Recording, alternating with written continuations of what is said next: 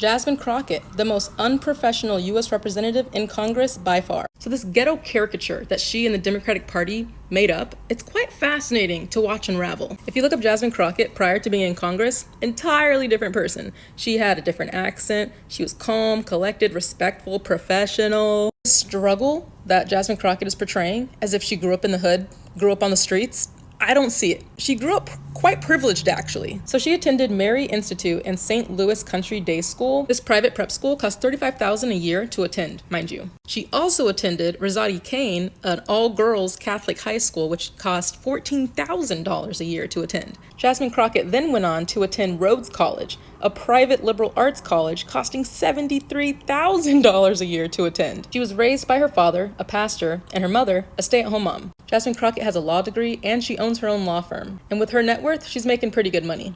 Now, these are all great things, but my point is that I don't see the struggle. I don't see the ghetto accent coming into play. I don't see her struggling. Like, this is identity politics and pandering at its finest. What's going on, everybody? Thank you all for joining me today. If you haven't already, please make sure you hit the like button, subscribe to the channel if you're new to the channel, and most importantly, please make sure that you are following me on Telegram at TD Media Group to help circumvent social media censorship and shadow banning. And with the introduction out of the way, let's get into today's news. And today, we have to head on over to Dallas, Texas. Why is that? Because today, we have to discuss Jasmine Crockett crying over getting kicked out of her district and seeing her future in Congress slip away right in front of her very eyes. Oh, today's a beautiful day. We're going to listen to her cry just a little bit about it. And I can't wait to do so because it wasn't that long ago, last week to be exact. She was just talking big about how she wasn't going anywhere. She was on social media, like she always is, attempting to go viral, talking a lot of smack to Trump, saying that you think you're going to get me out the house? No, you're not. Well, it looks like you are, especially with the way in which you've changed up your tune in a recent CBS interview that I'm about to play for you next. Oh, she is sounding so sad now, but let's listen to how she was sounding just a week ago when she was talking big talk about how she's not going anywhere. Yeah, I got news for him. If I want to be in the house, I'll absolutely be in the house. And there ain't nothing he can do about it. I'm sorry. But Don, you got to put up with me. Okay? Okay. That's all I wanted to say. Oh, no, we don't have to put up with you any longer. It looks like we are not going to have to put up with you for much longer, especially when we look at the way in which her demeanor completely has changed now that it's settling in with every day that goes past, that the Texas congressional map will be redrawn. You will be kicked out of your district and you'll be forced to run against other Democrats. And with that happening, your future is pretty much done. And I'm going to explain why in a moment, but let's get into this clip here first. Welcome back. Democratic Congresswoman Jasmine Crockett telling CBS News Texas today that she is considering running in a different district than the one she's currently serving. That comes, of course, as Texas Republicans are doing the big push here through congressional map changes. Ion Politics reporter Jack Fink found out why during an interview you had this afternoon with the Congresswoman. Live from Dallas, give us an update on what that conversation was about today. Well, Doug, Congresswoman Jasmine Crockett accuses Republicans of intentionally drawing her home out of her district, District 30, under these newly proposed congressional maps. And as a result, she says she's now considering running in the newly drawn 33rd congressional district, where her home will be if these new maps are approved by Texas Republicans. I'm debating about whether or not I would run where they put me, which is where I live. Yeah.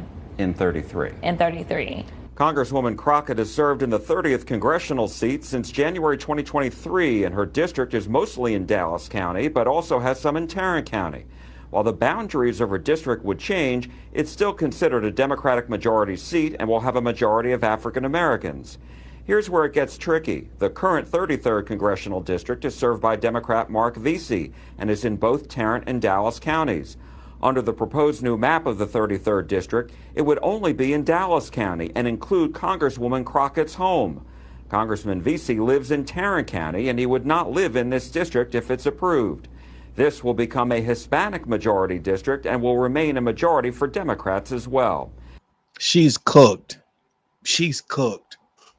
She's cooked. She's not running a Hispanic majority district and winning. She's cooked. This woman is so cooked. Now, from what it sounds like, she can still run in her district based off what we're hearing here.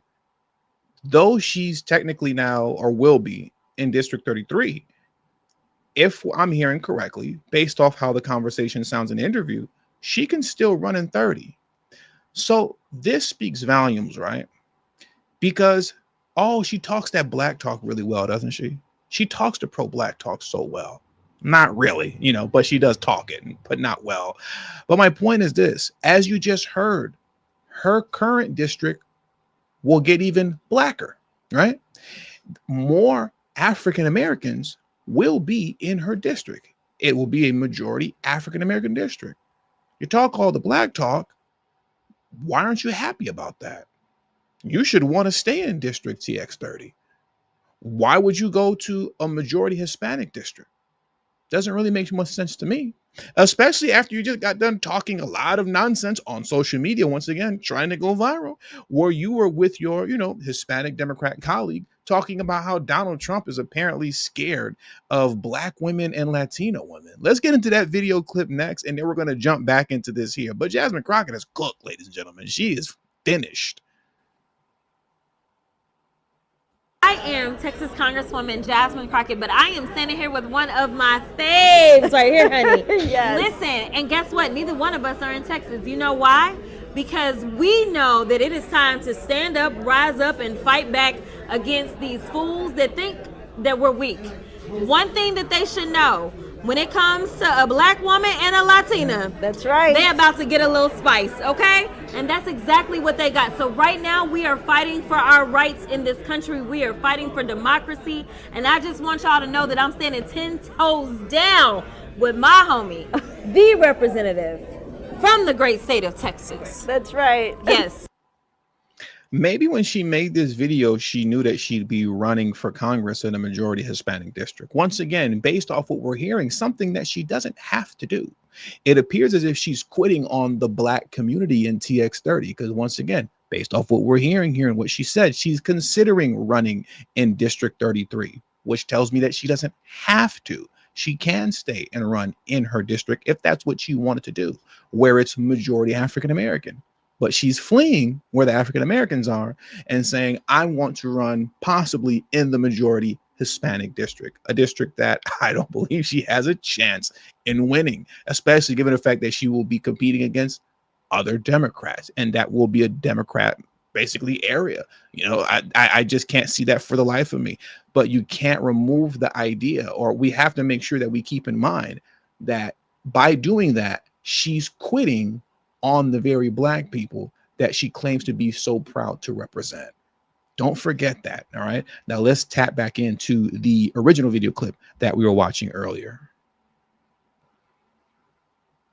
And while Democratic Congresswoman Julie Johnson serves in the current 32nd Congressional District, which includes Dallas County, under the newly drawn 32nd Congressional District, she would also not live there, and also it would become a Republican majority district because it will stretch out to East Texas.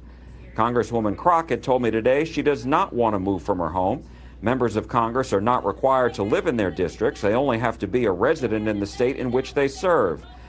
So once again, and that's so important to highlight, because now we got the confirmation. This woman is considering quitting on her district.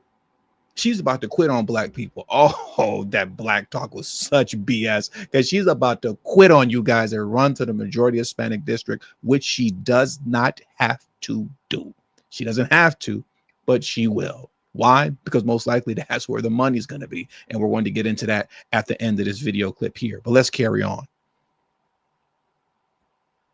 Crockett said she wants to have a conversation with her current constituents and her Democratic colleagues in Congress about the situation they face. Does Marc Veasey fit better into 30 now because it does have some talent, or not? And does Julie just kind of fit better at running in 33 than me? And is my district going to be okay with me running and being on this fixed government income and therefore not buying a home in the newly constructed 30? Obviously, I don't have to live there under federal rules. Right. But I mean, some people want somebody that lives in the district. And then obviously I want to talk to my. I'm sorry. I wanted to let it. She is such a piece of garbage. I don't know if I'm going to I can't buy a home under this fixed income. You're such a disgusting piece of trash, using that language, right? When you hear the words fixed income, what immediately comes to your mind? Either an elderly individual or a disabled individual that their primary source of income is Social Security. That's who that is. That's who is living off of a fixed income. We're talking about people who are not capable of being in the workforce anymore because either they're too old or they're disabled and they don't have any real savings. So now they're living off of a fixed income, which is primarily Social Security. And these are the same people that you hear them crying wolf over, saying, oh my God, Donald Trump's going to take everybody's Social Security away from them. Weren't they just saying that throughout the entire time that Elon Musk was in the White House doing Doge cuts? Now, all of a sudden, she's making fun of and mocking the very people that are struggling and living off of a fixed income, saying, how am I going to buy a house in my new district, in the newly constructed district, when I have this government fixed income? What a piece of effing garbage this woman is. Let's listen to that one more time. That is disgusting for that to even come out of your mouth. I'm on a fixed income and I can't buy a home because I'm on a fixed income. She does not want to move from her home. Members of Congress are not required to live in their districts. They only have to be a resident in the state in which they serve. Crockett said she wants to have a conversation with her current constituents and her Democratic colleagues in Congress about the situation they face. Does Marc Veasey fit better into 30 now because it does have some talent or not? And does Julie just kind of fit better at running in 33 than me? And is my district going to be okay with me running and being on this fixed government income and therefore not buying a home in the newly constructed 30? Obviously, that makes me so mad because she says it with such an arrogance too. Like it, and me being on this fixed government income, you have people that are really struggling and hurt out here that are on quote fixed government incomes. And she's misrepresenting herself as if she's not rich. She's misrepresenting herself as if she's somebody who's financially struggling and who they need to join a lottery to see that if they'll get lucky enough to get affordable housing, right? A new apartment complex has gone up, and there's 5 affordable housing units available in that apartment complex. Now she has to join the lottery to see if that hopefully she can get that.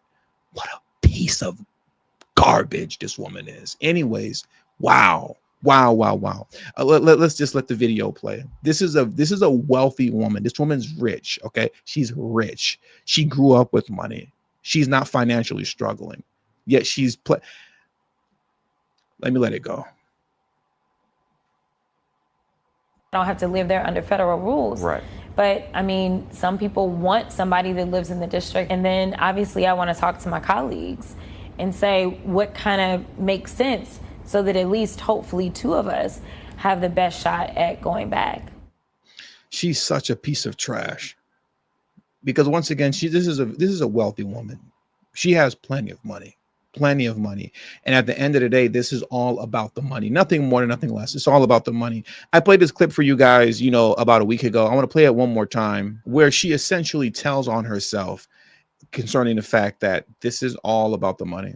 And it's all about corporate donations for her. Right. But she's going to try to disguise it behind, economic opportunity is leaving out of TX30. No, your corporate donors are leaving out of TX30. Let's watch this clip as we wrap this video up. What's your understanding of how your district will change if these maps do pass? Yeah, so my district, what they did is they did a thing that they packed my district up and then they cracked minorities from another community. And so what they did is they've increased the number of African Americans in my district. But while they were cracking out persons from another community and packing them into my community, they also removed all the economic engines, which is yet another red flag. This means that I don't have Southwest Airlines or JSX Airlines or Dallas Love Airport or Downtown or AT&T or Goldman Sachs, and the list goes on of amazing companies and corporations that I'm typically bringing in to make sure that we can talk about economic opportunities for the people that live in my district, including getting rid of the...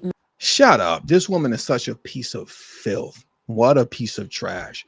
That she's not worried about them leaving the district because it eliminates economic opportunity. They're not losing any economic opportunity. That's not what's happening. You're losing your corporate donors. And now, unfortunately, you have to live on this fixed government income, piece of trash. You have to live on this fixed government income, and I can't buy a house in the other district. I don't know what I'm going to do. Anyway, let me end this video because I'm genuinely getting upset. That fixed government income line genuinely pissed me off. It genuinely pissed me off because it just goes to show how trash these people actually are, how trash they are. So with all that being said, that does it for today's news. Remember this as we leave out of here. She's quitting on her district TX30 because the corporate donors are leaving and would rather run in a majority Hispanic district than run in the majority African-American district that she's currently presiding over now. Let that settle in. With all that being said, once again, that does it for today's news. So please hit the like button on your way out. Subscribe to the channel if you're new to the channel. Share this video on your social media platforms. And also, please do not forget to follow me on Telegram at TD Media Group. The link to my Telegram is in the description box below and pinned in the comment section as well. Thank you all for your time. And to the next video, peace and have a great afternoon.